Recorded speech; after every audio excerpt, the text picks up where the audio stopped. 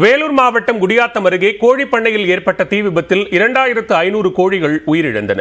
வேலூர் மாவட்டம் குடியாத்தம் அடுத்த எஸ்மோட்டூர் கிராமத்தில் சந்தோஷ் என்பவர் கோழிப்பண்ணை நடத்தி வருகிறார்.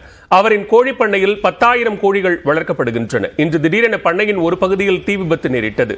அதிக வெயிலின் தாக்கத்தால் தீ வேகமாக பரவியது. இதில் 2500 கோழிகள் தீயில் கருகின.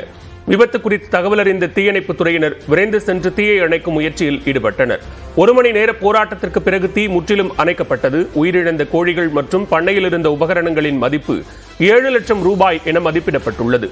ஓரிரு நாட்களில் ஏற்றுமதி செய்ய வைக்கப்பட்டிருந்த கோழிகள் தீயில் கருகியதால் மிகுந்த சேதம் ஏற்பட்டதாக பண்ண தரப்பில் கூறப்படுகிறது.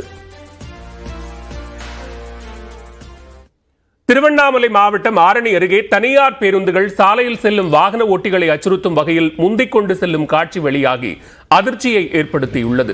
இன்று காலை வேலூரில் இருந்து ஆரணி நோக்கி KVM மற்றும் ஸ்ரீகிருஷ்ணா மோட்டார் சென்ற 2 தனியார் பேருந்துகள் பொதுமக்களையும் வாகன ஓட்டிகளையும் அச்சுறுத்தும் வகையில் சென்றன.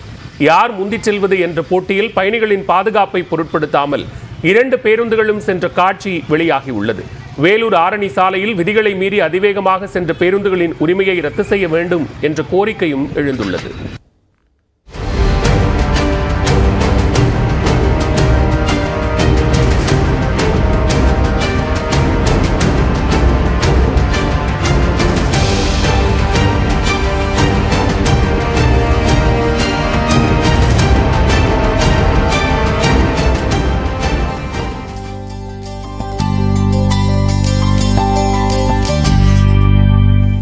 தொடர்ந்து நம்மொரு செய்திகளை பார்க்கலாம்.